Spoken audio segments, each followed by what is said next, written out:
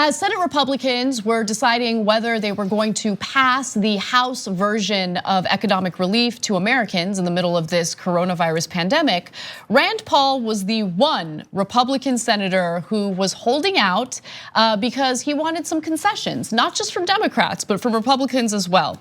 So Senate leaders were scrambling Tuesday to pass coronavirus legislation as quickly as possible, but Senator Rand Paul put a damper on those plans. So this is the second coronavirus aid bill that they're talking about and debating, right? So the sources said Paul was forcing a vote on his amendment, which would require a social security number for purposes of the child tax credit and to provide the president the authority to transfer funds as necessary and to terminate United States military operations and reconstruction activities in Afghanistan. Yeah. So he's notorious in his opposition to these interventionist wars, regime change wars. It's one of the things that he's really well known for. And so it's interesting that he used this moment of crisis to tap into that and try to get some concessions from lawmakers. Now, Chuck Schumer was not pleased by it.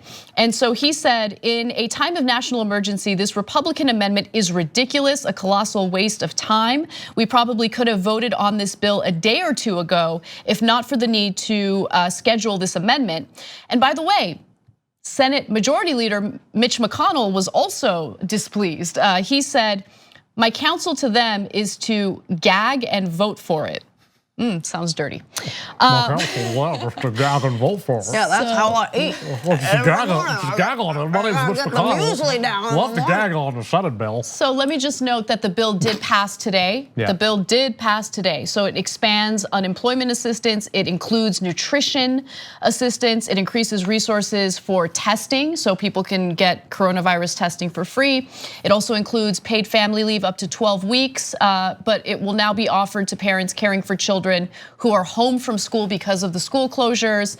Small businesses with less than 50 employees, including healthcare firms, will now also be required to pay for sick leave or family leave at the discretion of the Labor Department. 2 weeks of paid sick leave capped at $511 per day will still be provided to some workers at companies with less than 500 employees. So that loophole that we talked about, that concession that Nancy Pelosi provided to Republicans, that still stands.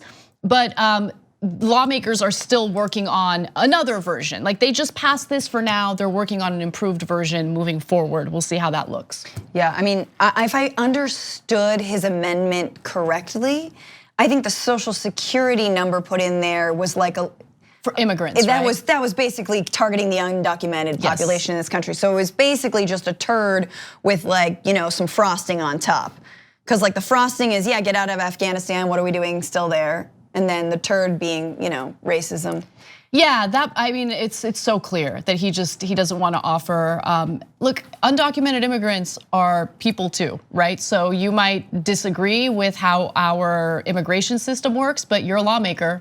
You guys should have passed comprehensive immigration reform, and then after that, shut the F up. Exactly. Well, not just that, but they also can contract and pass on coronavirus. COVID doesn't discriminate. Yeah, that's a great point. That's such a good point. And they work a huge amount in the what's called like the sort of unofficial economy, right? And in Trump properties and stuff like that. Yeah, that too. And but like domestic workers often are undocumented. Like they can't go to work. Yeah, this is the type of public health issue that impacts everyone, and you can't like exempt certain groups of people because of your political agenda. Because you guys are absolutely right. We want to stop the spread of COVID-19, and creating a situation that Rand Paul would want, right, does nothing to help halt the spread. I mean, I was just gonna say, I do think it is like, it's heartening to me as much as I hate Mitch McConnell and I dislike Chuck Schumer, but it is nice to see like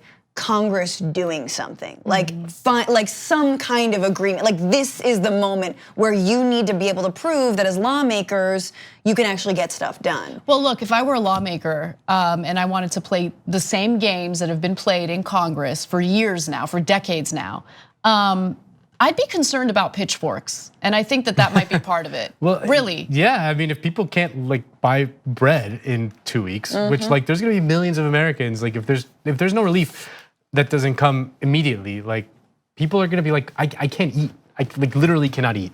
Like, yeah.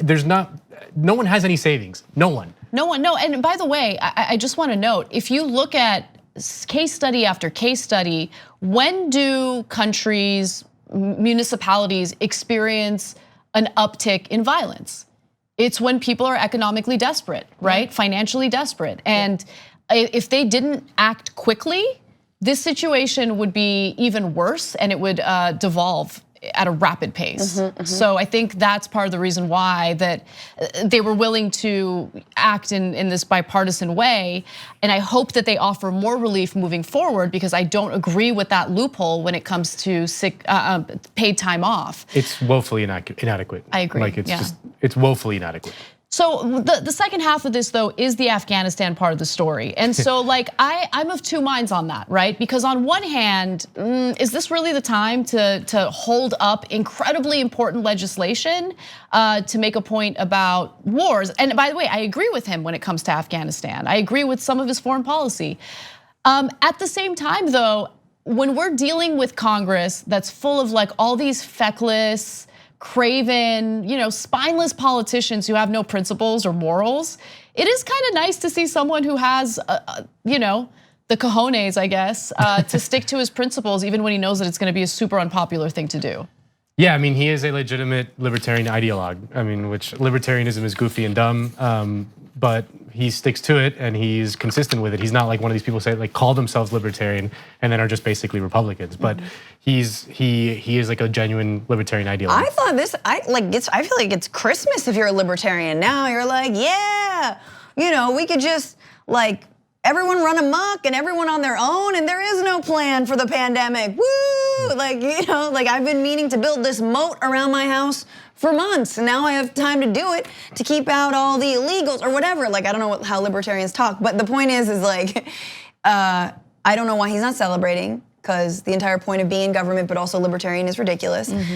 I will say this about Afghanistan: there are straight up hospitals that the US has built that are empty in Afghanistan. Wow. Like, what if we had invested those hospitals and that construction in the US? I mean, well, it's just... We were spreading democracy, Francesca, come on. This is just another reminder that we're still in Afghanistan. I know. I forget about, and then like some like little news alert will come up like, oh, we're still in Afghanistan 20 years later. And I mean, the US did a nice little airstrike in Iraq last week in the middle of this pandemic too. They were like, oh, we're gonna do a little airstrike. Like we're just gonna keep doing, the empire rolls on, baby. Like the coronavirus is gonna bring us all to our knees. But the cruise missiles, they got to keep going.